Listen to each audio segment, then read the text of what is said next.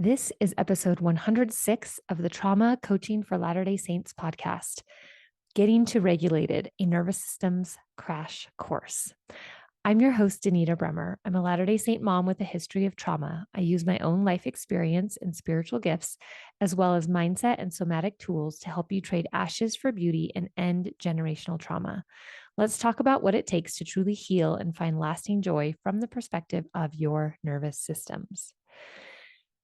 Okay. I'm going to try to keep today's episode nice and short, but we've got lots of big words and kind of a complicated thing to explain with the nervous systems.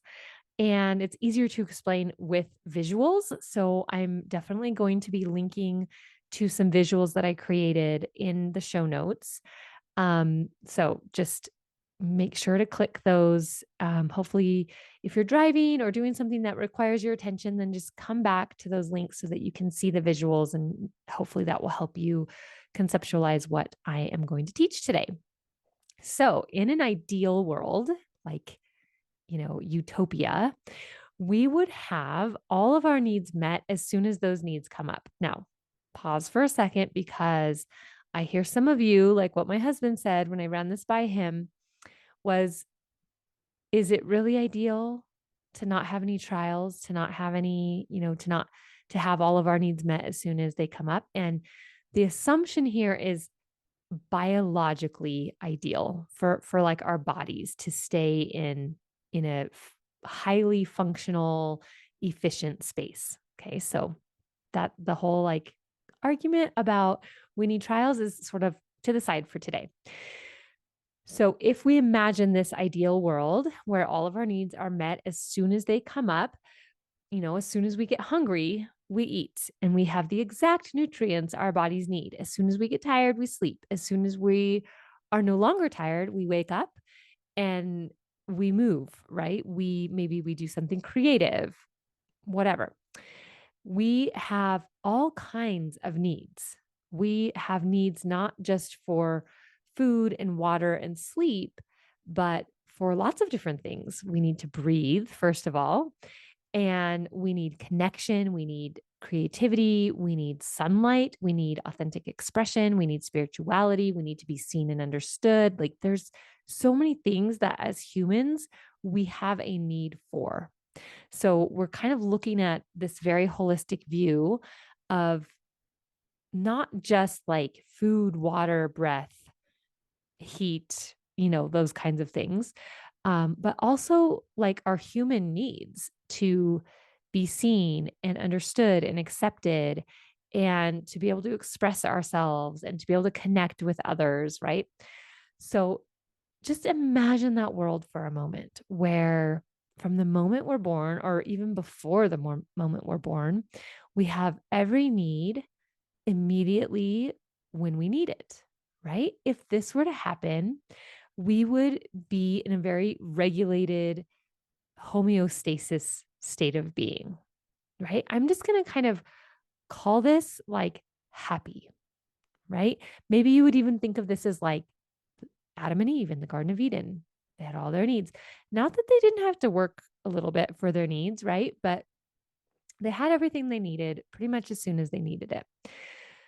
And I think of this in terms of like being regulated, that's in the title of the episode, and also this idea of homeostasis. So if you go back to like high school or middle school science, homeostasis is sort of a scientific term for balance.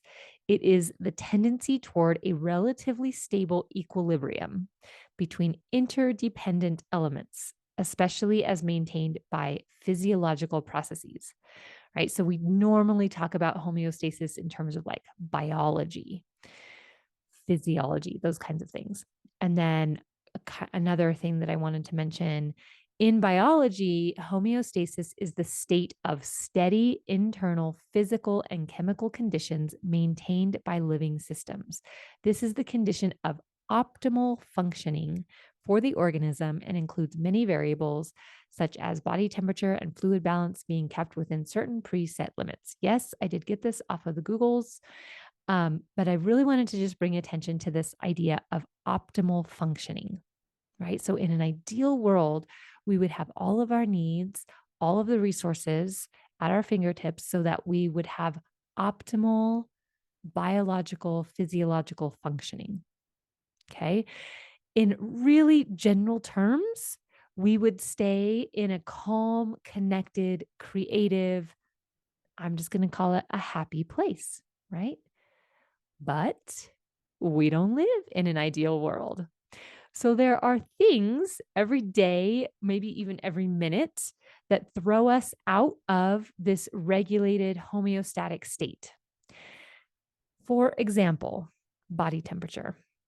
And I'm using this example on purpose because I want to talk about the body and how the body regulates its temperature. But then I also want to use the idea of a thermostat as an example here. So our bodies have kind of a range of temperature that is comfortable, right? Generally, 98.6. I guess across a wide range of humanity, 98.6 is the average body temperature. Now, we could get a little hotter than that. We could get a little cooler than that. We're still pretty comfortable. But when we get too hot, then we will start sweating, or we will have the urge to take off our jacket or our sweater or put a fan on, something like that, right? And if we get too cold, then we want to add layers and we shiver, right? Like our bodies naturally do things to cool us down or to heat us up, right? Now, the idea of the thermostat. So in my home right now, it's December 2022, and it's winter where I live. There's snow outside. Actually, today's fairly nice, fairly mild for a winter day. It's like in the 50s. But my thermostat in my home is set so that the heater kicks on if the temperature of my home gets below 68 degrees. Actually, at the moment, I think it's bumped up to 70. Just a little personal information there. Now, we have the kind of thermostat that we actually have to go switch heat or cool, right? But in some buildings, like I'm thinking of like church buildings, the thermostat, you'll give it a range 68 to 72, just as an example. So if the temperature gets below 68, the heater will kick on. And if the temperature gets above 72, either the heater will kick off or the air conditioning will kick on, right? So I really love the example of a thermostat because there's a mechanism inside the thermostat that kicks on or turns off to turn on the heat or turn on the cool, right? And our bodies are the same exact way. There's a mechanism inside of our bodies that tell us add layers, we're getting cold, or take layers off, we're getting hot, right? And it's not even just that, just the urge to add layers or take layers off. It's start shivering because you're cold, so you need to stay warm, or start sweating because you're hot and you need to cool off, right? Now, even to take this a step further, when we are sick, when we have a virus or a bacteria, our body temperature will spike on purpose to an uncomfortable temperature in order to kill off the virus or the bacteria, right? Isn't it amazing? Your body just like knows what to do. So we have these set points, we have these ranges where we're comfortable or happy. And our bodies are miraculous creations that are always helping us get back to this set point or this homeostasis. Like a thermostat, the mechanism that regulates us back to homeostasis is our nervous systems. Okay. And I purposely use I pluralize that term because we're used to hearing nervous system as if it's just one system, but really in reality, it's a group of systems that are working together, right? Isn't that a totally beautiful thing?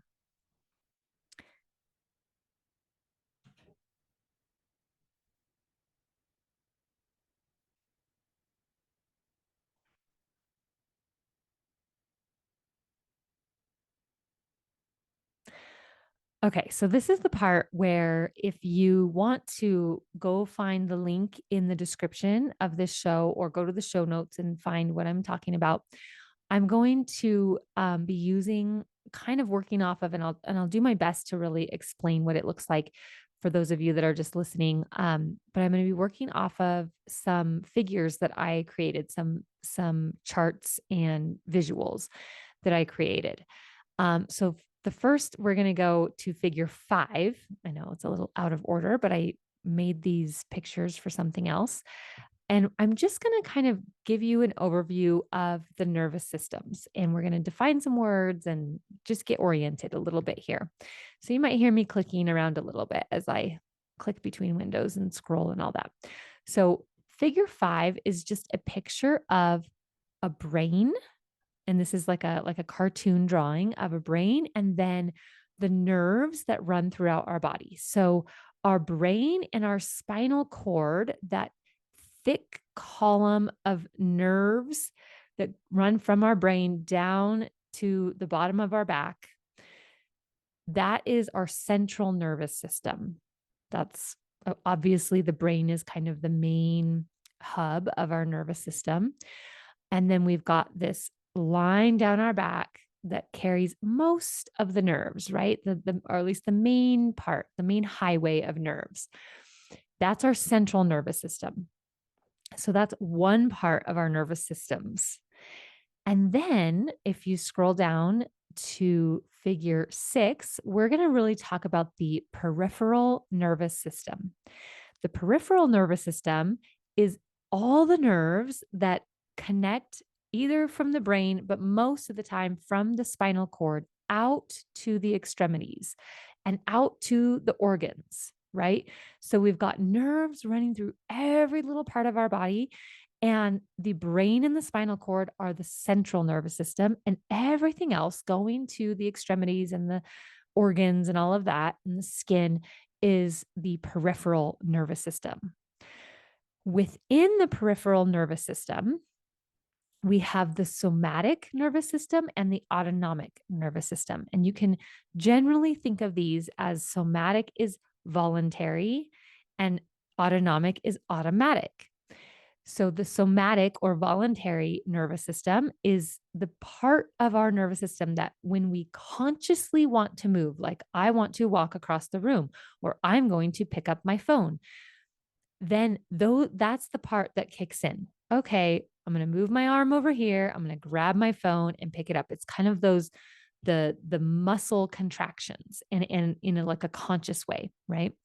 The autonomic nervous system or the automatic nervous system is sort of the subconscious, the part that's running on autopilot without our conscious thinking. So some examples of this are our temperature regulation or our pupils dilating and constricting, our um, our gut, which digests our food. It's not like we sit here and go, okay, body, now digest the food. It just does it automatically, right? Our heart pumping, that is all the autonomic nervous system. So you can see how it kind of gets, the nervous systems get bigger the further down we go here. So within the autonomic nervous system, we have 2 branches. We have the sympathetic branch and the parasympathetic branch. So we've got the sympathetic nervous system and the parasympathetic nervous system. Generally speaking, the sympathetic nervous system is the activation, the get up and go, right? The gas pedal, so to speak. And the parasympathetic is the brake pedal. It's the slowing down, the resting, the digesting. Except that it's not quite so straightforward, right? Because it's the human body. So, of course, it wouldn't be so straightforward.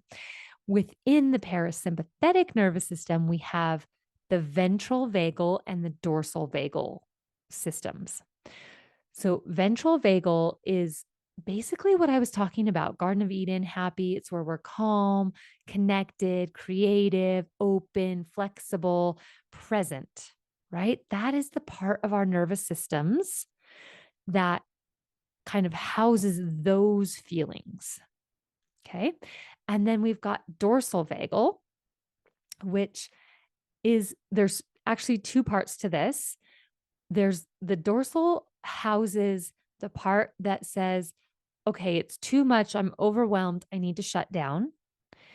And the part that's kind of like rest and digest, right? So there's sort of two tones, two levels to this dorsal vagal. There's the okay, I'm just going to slow down, I'm going to take a rest, I'm going to digest, right? So we've got the sympathetic that says, get up and go to the kitchen and eat some food. And then once you've eaten the food, we have the part of the dorsal that's like, okay, now go sit on the couch and rest and digest that food. But we also have in the sympathetic, I know I'm bouncing around a little bit here, which is why the visual is really helpful. In the sympathetic, which is that get up and go, the gas pedal, we have kind of a continuum, right? We want to be able to like get ourselves out of bed and walk to the kitchen and eat and move around and do things, right? That's sympathetic nervous system. But we can take that a little bit too far. We can get like hyper aroused or hyper activated, where we're like anxious and nervous and bouncing all over the place, maybe. Right. So each of these different systems has sort of like a range of what it might look like. And for dorsal, we've got this, okay, go sit on the couch and rest and digest your food, right? That's very healthy and normal. And then we have the part of the dorsal system that says it's too much, shut down, go to sleep. Like like really shut down, conserve energy, don't do anything. Sometimes this could look like depression, right? This could be just like sluggishness, depression. I have no motivation for anything, which maybe would be a part of our nervous system, which still serves us, but that we would consider a little bit outside the range of healthy, right? So all of it, we need all of it because we need our nervous systems to help regulate us and bring us back to that space where we're calm and connected and creative and um, present and all of that. But the truth is, because we don't live in an ideal world, that's not always going to happen. So we need some systems in place for when it doesn't on both ends of the spectrum, right? Okay. So that's kind of the overview of the nervous systems. Hopefully that wasn't too confusing just listening verbally, but we've got kind of the central nervous system and the peripheral. And within the peripheral, we've got a couple different areas, but the main one when we talk about our nervous systems is the autonomic, which includes sympathetic and parasympathetic. And then within those two, we have the gas pedal, we've got the brake pedal, and we have the extreme, right? We have the extreme acceleration, which we normally define as like anxiety, and we have the extreme brake, which we normally label as depression. All right. So, kind of going back to this idea of homeostasis and regulation. If something internally or externally could be either, I'm going to call this, generally speaking, a threat. It doesn't have to be like a scary thing, but I'm just going to call it a threat. If something internally or externally happens to take us out of homeostasis, so out of that calm, connected, creative place, our nervous system or systems will send energy into our body to activate us for movement back toward homeostasis, right? So they're like, oh, something's out of whack here. Okay, let's fix it.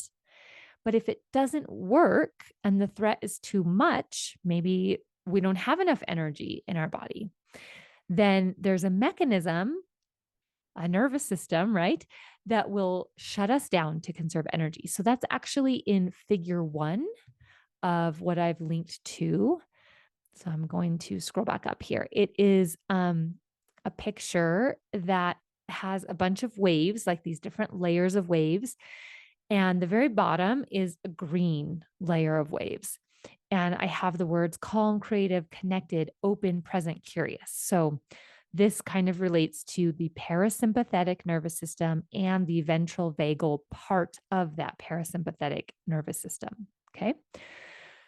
Now, if we're floating along in this calm, creative, connected, curious, present, open space.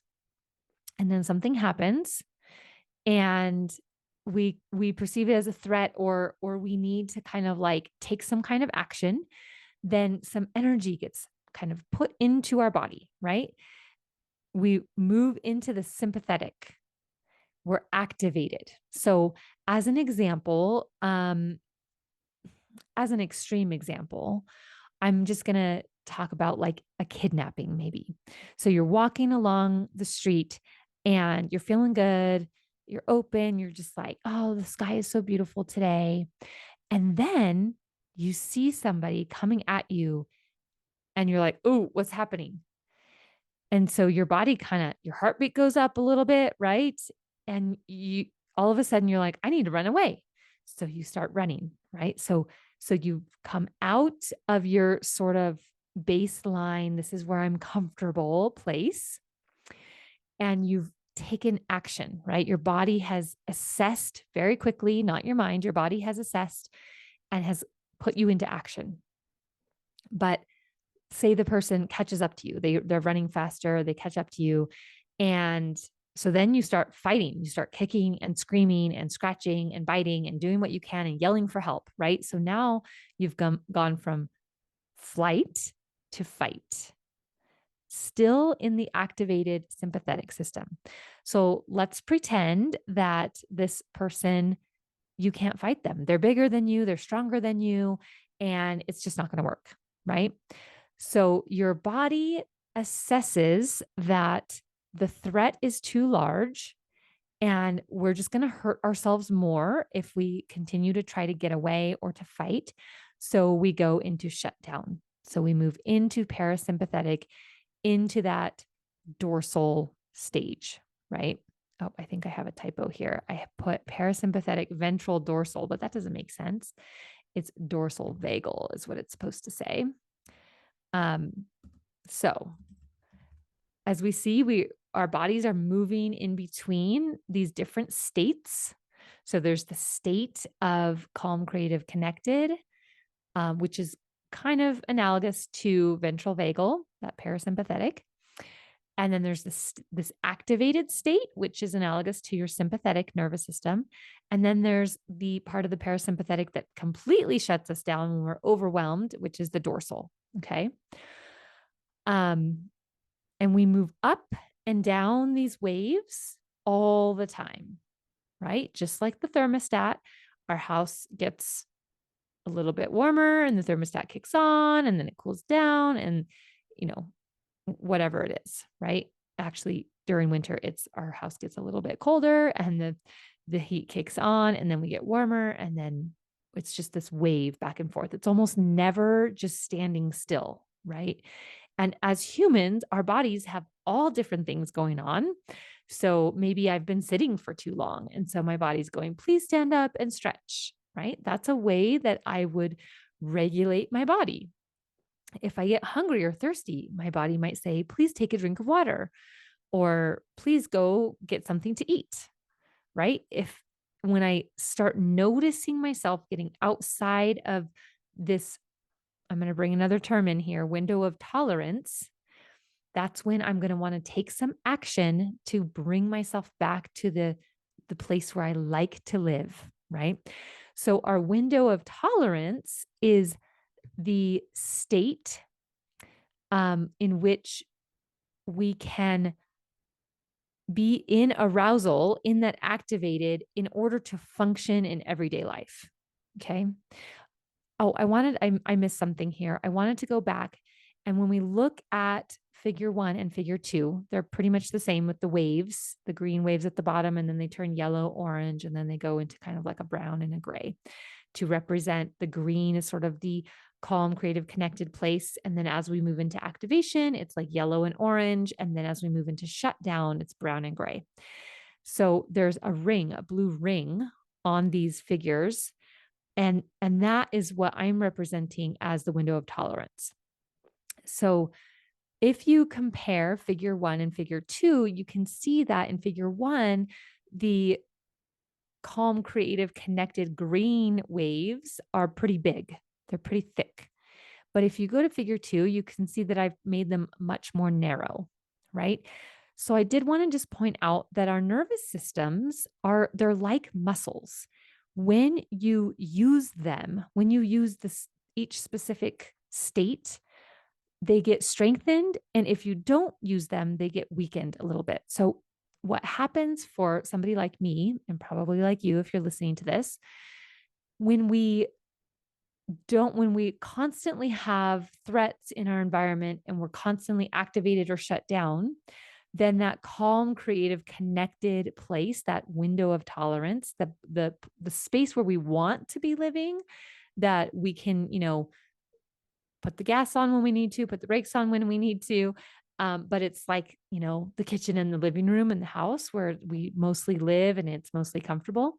When we don't spend a lot of time there, then that part of our nervous systems gets a little bit atrophied. It gets smaller.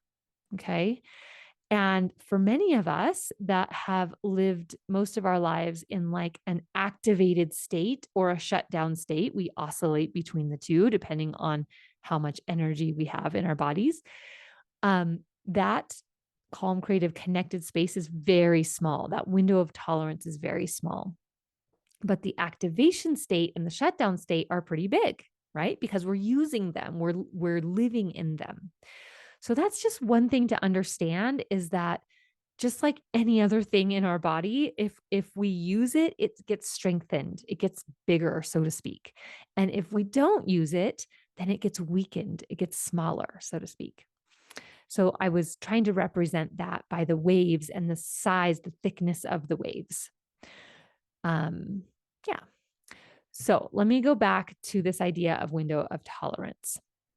So we kind of have these different states of the nervous system, and they each have a job to do, which we very much need them to do, right? And the window of tolerance is a concept that was originally developed by Dan Siegel. He's a doctor, he's a psychologist, and he describes it as the optimal zone of arousal for a person to function in everyday life. So we need our sympathetic nervous system to like get us out of bed and get us moving, right? It's part of the gas function, right? We don't need the gas to be all the way down all the time. That might be somebody who deals with lots of anxiety or stress, right? But it's this just normal, optimal zone of arousal. When a person is operating within this zone or this window, as psychologists normally call it, they can effectively manage and cope with their emotions. So, whatever comes up, we can like ride that wave, we can deal with it, we feel resilient, right? For clients who have experienced trauma, it is often difficult to regulate emotions, and the zone of arousal where they can function effectively becomes quite narrow. And that is a quote, and I will link to that in the show notes. So what the goal is when we look at our nervous systems and trauma, or it doesn't even have to be trauma, but the goal is to improve or increase or strengthen or enlarge our window of tolerance, right? We want we want to be able to live in a bigger part of our nervous systems without having to like shut down or dissociate, right? We want to be able to see threats and be able to deal with them. But that depends on a lot of factors, right? So it depends on, like, for example, if you're feeling sick, you're not going to have the ability to run from a threat for as long. You might be able to run still temporarily, even if you're sick. But if you're healthy, if you don't have a cold or the flu or something like that, you'll be able to run a lot further and faster, right?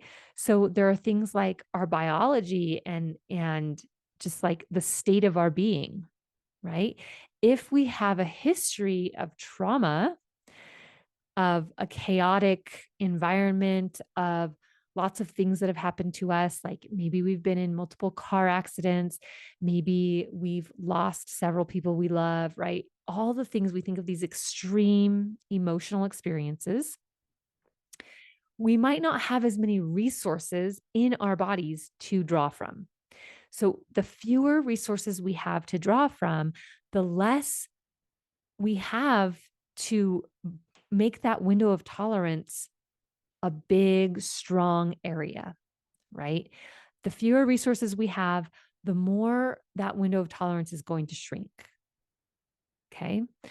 Now, there's lots more detail to talk about here, but I'm going to leave it there for today because that's just a lot to think about. um, and that's just an overview of, how our bodies work, the mechanisms in place to kind of bring us back to homeostasis. Um, yes, all of that. My brain is already like wanting to explain more things, but we're going to leave it there for now. And I do have a couple journaling questions for you.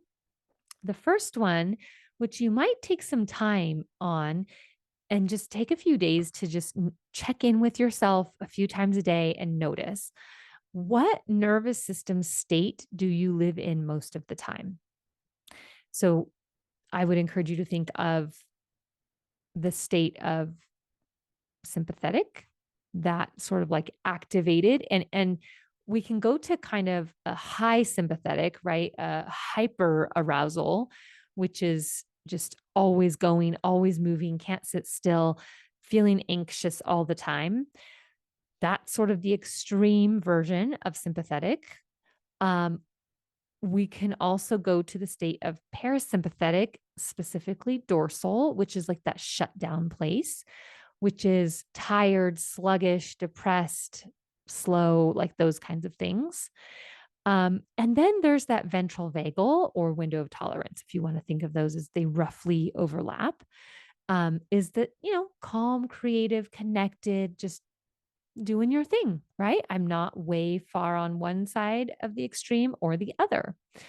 So it's very interesting. We call this nervous system tracking to kind of track or notice what state you're in and how is it affecting you, right? So my question is, what nervous system state do you live in most of the time? And then the second question is your window of tolerance large or small? And why do you think that?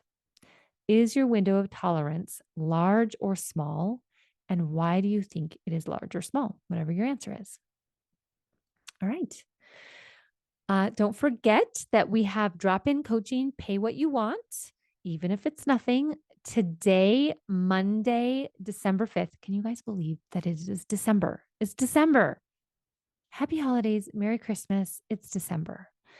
So that is today, December 5th at 12:30 p.m. Mountain Standard Time. And that is a call for welcome to anybody. You don't have to know me. You don't have to have been on calls before. You're welcome to come and you can witness, or you can ask for coaching or ask me to answer questions. It's just drop in. You don't have to stay the whole time if you don't want to.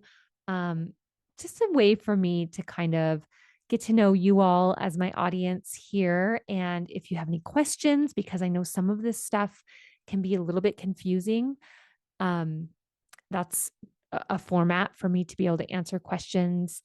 And also, it's a place where we do some somatic work, we do some mindset work, we do some spiritual work, whatever is needed in the moment. And so, for you to just kind of see how I work in a coaching situation. Obviously, also, if you're interested in one on one support, you can always go to my website and sign up for a free call. And I also just wanted to drop here that I have decided through prayer and some thoughtful time with myself that I am going to be offering a group that will be a much lower price point than my one on one coaching is. So if any of that interests you, reach out, come to a drop in coaching call. So we've got the one today. We also have one next week, but it won't be on Monday. I had to update that. It'll be on Wednesday at 2 p.m. Mountain Standard Time. And if you want more information and the Zoom and all of that, I'll have the link in the show notes, the link in the description. But for now, that's enough. And so are you. The impact I am making in the world grows best by word of mouth. Would you please share this episode with someone this week? And if you're ready to address your own trauma with my support, go to danitabremmer.com to schedule a free trauma assessment call. Until next time, go be yourself and follow the spirit.